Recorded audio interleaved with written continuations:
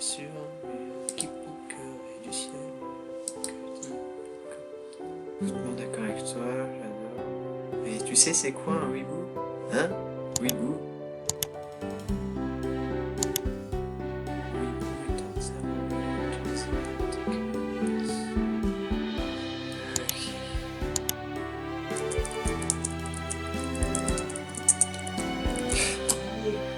Hein? C'est bon, j'ai trouvé le sens exact d'otaku, comme vous me l'avez demandé. Ah c'est cool, vraiment. Bon, t'as juste 8 mois de retard. Ah. Mais tu sais quoi? J'ai un autre boulot pour toi.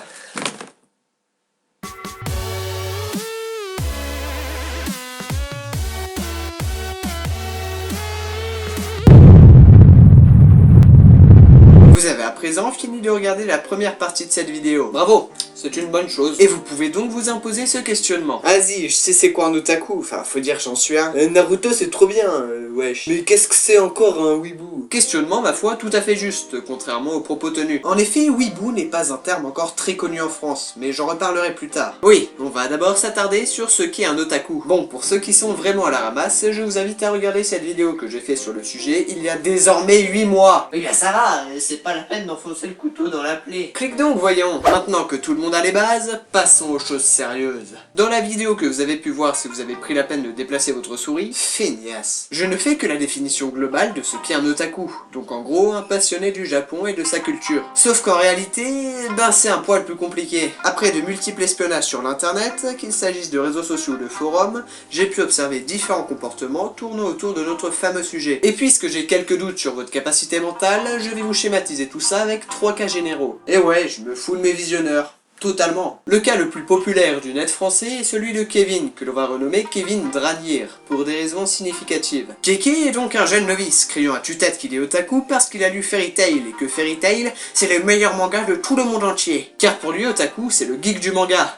En gros, il sait pas ce que ça veut dire. Autant vous dire que ce n'est pas extrêmement valorisant, et si vous vous sentez visé, bon, bah vous êtes déjà parti en laissant un pouce rouge et un commentaire haineux. Mais si vous n'avez pas encore eu le temps de quitter l'onglet, faut pas vous sentir agressé. Bon, un peu quand même. Ok, vous êtes détesté par pas mal d'internautes, et vous racontez quand même un peu n'importe quoi. Mais moi, quelque part, je vous envie. Bah ouais, si vous daignez à dire que Fairy Tail c'est le meilleur manga qui a jamais été fait, ben c'est que des mangas, vous en avez pas lu beaucoup, et qu'il vous reste donc plein de chefs-d'œuvre à découvrir, et une culture à vous forger. Et attention, je dis pas ça méchamment, vous êtes en droit d'idolâtrer Fairy Tail, et moi-même, je dois avouer que je trouve ça sympatoche, mais faut quand même pas déconner, face à du Urasawa ou du Dragon Ball pour rester dans le même registre, bah ça fait carrément pas le poids. J'ai l'impression que je m'en suis quand même pris plein la figure. Le second cas, qui est déjà plus discret et respectable, concerne les Sébastien. Alors ce nom est absolument pas représentatif, mais je l'aime bien, donc ça va. Seb, lui, il s'y connaît. Il peut te sortir plein de trucs sur le Japon et sa culture, tout en ne se prenant pas la tête. Il peut donc se considérer à juste titre otaku. En effet, il connaît assez bien le Japon et ses subtilités pour pouvoir affirmer sa passion. Bravo Seb! Et pour le troisième et dernier cas, on va parler de Sébastien numéro 2. Ah, j'aime vraiment bien ce prénom. Alors là, c'est délicat, parce que Seb numéro 2, il est exactement pareil que Seb premier du nom, à l'exception près qu'il ne pense pas encore assez s'y connaître pour pouvoir se considérer comme otaku. Parce que c'est vrai que la culture Jap, c'est quand même un peu vaste. Et l'exemple que je trouve le plus juste est bien évidemment le premier. Ouais.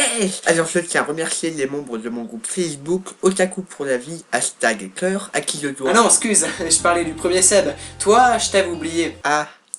Bah ouais, c'est logique. Faut garder en tête que otaku ça veut juste dire passionné par la culture japonaise, y a rien de valorisant. Parce que certains pensent que c'est pas à eux de se dire otaku, mais à ceux qui les côtoient, s'ils les pensent comme tels. Bon, après tout, pourquoi pas, mais c'est quand même un peu bêtanouille. Si t'es passionné par un truc, ben c'est d'abord à toi de dire passionné. Et bien évidemment, otaku rime pas avec science infuse, c'est pas la peine de s'intéresser à chaque facette de la culture japonaise pour pouvoir le revendiquer. Puis de toute façon, même le plus cultivé des japonais sera toujours à la masse sur une de ces facettes, parce que c'est quand même vachement diversifié, la culture japonaise. Et puis au pire, si tu veux pas te prendre la tête avec tout ça, t'as juste qu'à te dire passionné du Japon. Mais du coup, la vidéo sert plus à rien. Et même le plus inculte des passionnés, avec un peu de temps et de curiosité, peut s'élever au rang de véritable cultivé. #poète. Bon, maintenant qu'on a fait le point sur ce qu'est un otaku, on va pouvoir définir le weeboo. Tout d'abord, si je devais en comparer à l'un des cas précédents, ce serait au premier. Ah bah t'as pas le cul bordé de ramen, Seb, parce que je suis allé voir un peu sur Wikipédia ce que ça veut dire weeboo et... Non, cette fois-ci, je t'ai pas oublié mon kéké. Ah.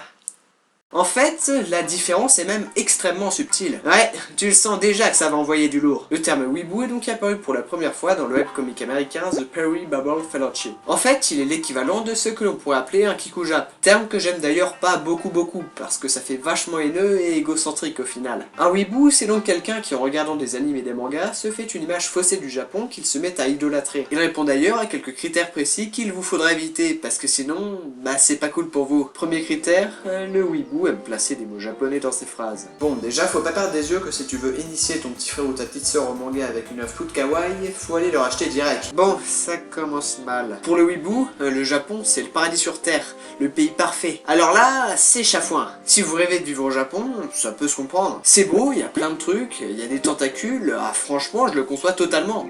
Quoique non, en fait, pas pour les tentacules. Et ça ne fait pas de vous un weeboo. Par contre, si vous reniez votre pays et sa culture en ne pensant qu'à la perfection du Japon, ah ça devient chaud. Surtout si vous êtes en France, il n'y a vraiment pas de quoi se plaindre, parce que c'est quand même pas un pays dégueulasse. On a même nos propres mangas qui sont parfois d'excellente qualité. Et puis il faut pas rêver, il suffit de vous renseigner un peu plus sur le Japon pour effacer quelque peu votre naïveté rêveuse. Rien n'est parfait, si ce n'est moi. Je connais pas Tokyo Ghoul?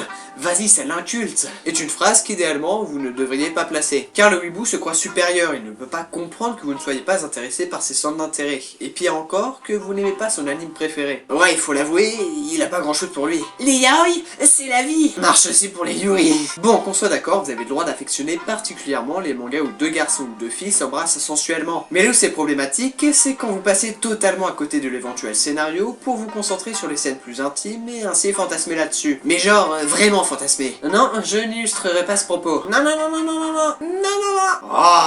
Oh bah oui, oh, c'est ça que je veux voir. Bah là je sens que je suis inspiré pour ma prochaine fanfiction. Oh, j'ai bavé. Voilà. Et enfin, pour être sûr que vous cernez bien le personnage, la VF, c'est pourri, il faut tout regarder en VO. Là aussi, je peux comprendre, 90% des animés ont un doublage français vraiment pas terrible, tandis que les japonais ont eux une véritable consécration au doublage et donc des comédiens d'exception. Mais bon, pour briser cette idée reçue, je vous dirais juste GTO. Ainsi, si vous êtes reconnu dans cette description, toutes mes condoléances. Non, même pas. Je vais faire le brave en vous disant qu'il n'est pas trop tard pour changer, que tout le monde a fait des erreurs dans sa vie, et que si vous prêtiez un peu plus d'attention à vos propres alentours, peut-être apprendriez-vous à aimer ce que vous avez à portée de main. Ah bah ça veut dire que tu finiras par comprendre pourquoi Fairy Tail c'est le meilleur manga du monde? Ok, vous êtes irrécupérable. Je tiens juste à préciser, avant de nous quitter, que peu importe comment vous perçoivent les gens, qu'ils renient votre passion ou qu'ils l'acceptent, l'important c'est d'aimer une chose et de la faire partager, car la passion peut être contagieuse. Alors échangez avec vos proches et montrez-leur que vous n'êtes pas un weeboo, mais bel et bien un otaku. #poète. Sur ce, j'espère que cette vidéo vous aura plu. N'hésitez pas à y laisser un pouce bleu, un petit commentaire ou même à la partager, car même si ça paraît pas grand chose pour vous, bah fin de joue, je peux vous dire que ça me motive vachement pour les prochaines. Allez, sayonara. Oups.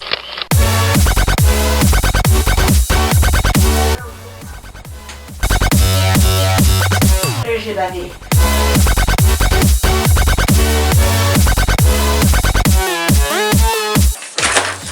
Vous devez cliquer ici ou là pour voir 2 autres vidéos de Manga Podcast, ou bien sur ce logo pour vous abonner à sa chaîne. Selon mes sérieuses recherches, cela pour augmenter la taille de votre... je sais plus, mais abonnez-vous.